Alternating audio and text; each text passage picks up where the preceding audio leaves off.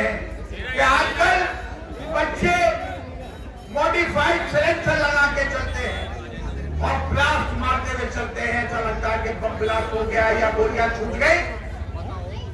अमानतुल्लाह का लड़का पटना चौक पे ब्लास्ट करता हुआ जा रहा था, पुलिस ने रोका तो सीधे कहता है कि मैं अमानतुल्लाह का लड़का। वो अपने टीवी पे और अखबार में सारा डिटेल पढ़ी है। मैं अमानतुल्लाह से पूछता हूं,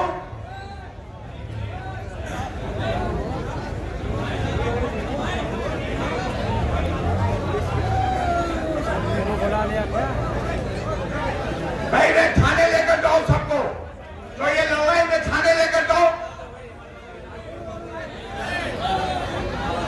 बुला लिया है दिल्ली में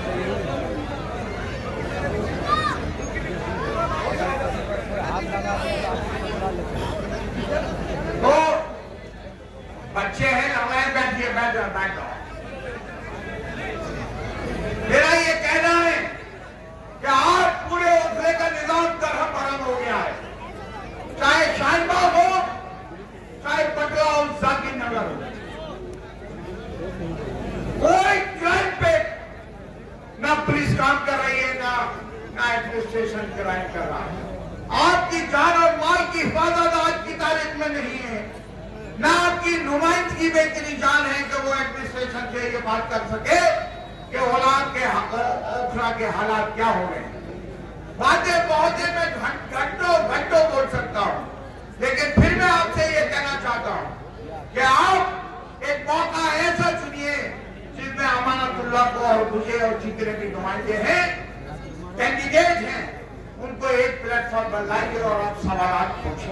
जनता पूछे, डायरेक्ट मीडिया को नहीं कह रहा, जनता उनसे सवाल पूछे कि ओखला के हालात ये कैसे से बदतर हो गए। अगर ओखला को सख्ती के साथ नहीं सुधारा गया तो ये सीलमपुर और जफराबाद और मुस्तफाबाद बन जाएगा। मैं आपको सही बात बता रहा हूं कि ईमानदारी से, सख्ती से, चाहे एडमिनिस्ट्रेशन हो, चाहे पुलिस हो, चाहे यहाँ के नुमाइंदे, इस एरिया को सुधारने के लिए आज की तारीख में सबकी जिम्मेदारियां बन जाती है। ये आने वाली नस्लें गरम बरम उठाएंगी। याद रखना, जिस तरह से ओखला का निजाम चल रहा है, यहाँ अगर इंक्रोचमेंट पे कंट्रोल नहीं हुआ, या ड्रग्स पे अगर कंट्रोल नहीं हुआ, या ट्रैफिक निजाम पे अगर कंट्रोल नहीं हुआ, या सीवेज पे कंट्रोल नहीं हुआ, तो ओखला का निजाम गरम बरम चर बढ़ा जाएगा। आज भी बहुत से लोग ओखला हल्के को छोड़ के जाने लगे हैं। वो ये उनका ये मानना है कि यह हल्का यहाँ रहने के काबिल नहीं है।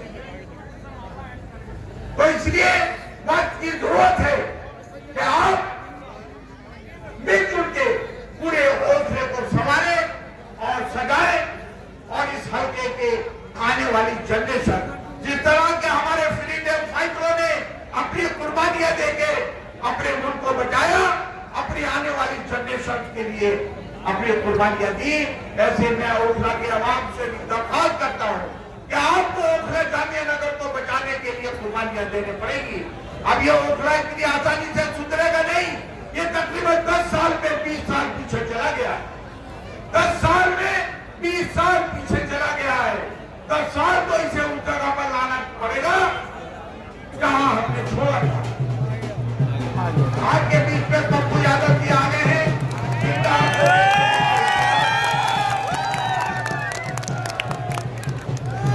पप्पू यादव जी, इनका बेसब्री से आपको मैंने जाकिर नगर, तैमूर नगर से लेके आली गांव का कोई फर्द खड़े होकर कहते कि मेरी सड़क नहीं बनी, मेरा सीवन नहीं बना।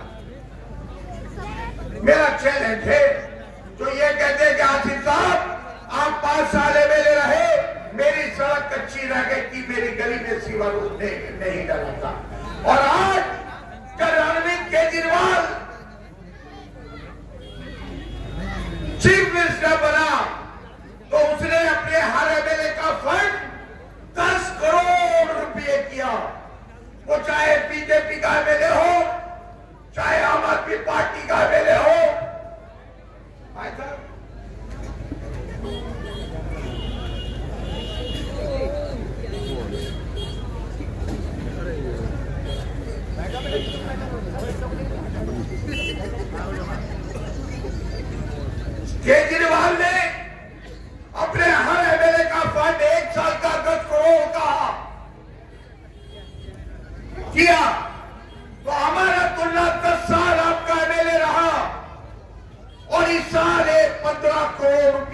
ये नेट पे आप सर्च करिए, पढ़े लिखे बच्चे खड़े हुए। एमएलए नेट फंड आप तलाश करिए कि दिल्ली गवर्नमेंट से जो एमएलए आता है, जो चुना जाता है, आज की तारीख में कितना उसका फंड है, नेट में पड़ा हुआ है। एक एमएलए का 1 साल का 10 करोड़ रुपया बजट है, ये और इस साल 15 करोड़ केजरीवाल ने किया है। इसका सीधा मतलब है कि अमरतुल्लाह को 1 अरब 5 करोड़ रुपया एमएलए फंड मिला है। 105 करोड़ रुपया एमएलए फंड मिला है और 450 करोड़ रुपए वो थे जो जब एमएलए था गफ्फार मंदिर में शीला दीक्षित जी देकर गई थी, टेंडर हुआ था, जो आपके एरिया में सीवर पड़ रहे, वो 104-5 करोड़ में सीवर पानी की लाइनें नहीं है, उसका टेंडर एलएनटी ने लिया था और गफ्फार मंदिर में शीला दीक्षित आई थी 2014 में और 450 करोड़ रुपया एक्स्ट्रा बजट देकर गई थी। इसका सीधा मतलब है कि 10 साल में अमरतुल्लाह को 555 करोड़ रुपया मिला। आज आप बता दीजिए, जाकिर नगर से शाहीन बाग तक अगर एक रोड पे भी सीवेज सिस्टम सही चल रहा हो, एक रोड भी सही बनी हो, एक रोड पे भी पीने का पानी आया हो, आपको मीटर लगवाने के लिए 2-2 लाख रुपया आपको रिश्वत देनी पड़ रही। सैकड़ों लोग यहां पर भी खड़े होंगे जिनसे बीएचईएल जो दिल्ली सरकार का डिपार्टमेंट है, वो मीटर लगाने के 1 लाख से 2 लाख रुपए 1 मीटर के आपको देने पड़ रहे हैं। अरविंद केजरीवाल कहता है, आप टीवी पे सुनिए, वो कहता है कि मैंने 98% दिल्ली को पानी दे दिया। सर्च करिए उसकी स्पीच। अरविंद केजरीवाल कह रहा है कि मैंने 98% दिल्ली की जनता को पानी दे दिया। एक फंड भी खड़े होकर हाथ उठा के कह दे कि मैं मुझे पानी पीने का साफ पानी मिला। इसका मतलब तूने 2% में जाकिर नगर से शाहीन बाग को छोड़ा है। अगर तू सही बोल रहा है अरविंद केजरीवाल, या तो तू झूठ बोल रहा है, मक्कारी कर रहा है। अगर अरविंद केजरीवाल अगर तू सही बोल रहा है तो इसका मतलब ये कि तूने पीने के पानी से बहरूम जाकिर नगर से शाहीन बाग की जनता को रखा। आप इस बात के गवाह हैं कि मेरे टाइम में रात के 12-1 बजे तक आप दुकानें खोल सकते हैं।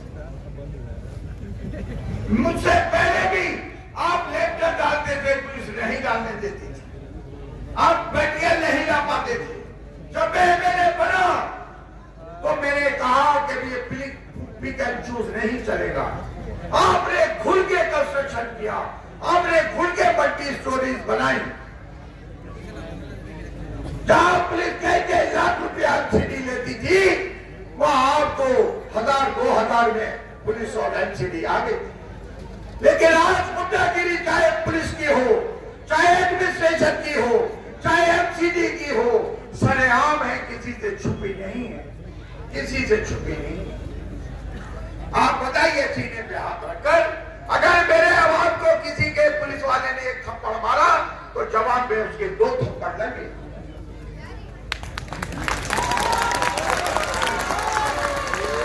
आसिफ भी जेल गया, आसिफ भी पे भी केस लगे, लेकिन भ्रष्टाचार, अल्लाह का शुक्र है, भ्रष्टाचार के नहीं लगे, किसी ख्वातीन को छेड़छाड़ का नहीं लगा, कोई करप्शन का नहीं लगा, किसी के प्लॉट पे कब्जे का नहीं लगा, किसी के फ्लैट पे कब्जा करने का नहीं लगा। अगर आसिफ पे केस लगा, आसिफ अगर तिहाड़ जेल गया तो अपने हल्के के अवाम के हुकूक की लड़ाई लड़ते हुए आसिफ मोहम्मद खान तिहाड़ जेल गया और सुरखुरू होकर बाहर निकला। दूसरा आपका एमएलए आपको बर्दाश्त नहीं था कि जिस स्पीड से हम जामिया नगर का डेवलपमेंट कर रहे थे, आपको शायद वो बर्दाश्त नहीं हो। आप लोगों ने कहा कि हमें तो ईमानदार केजरीवाल चाहिए,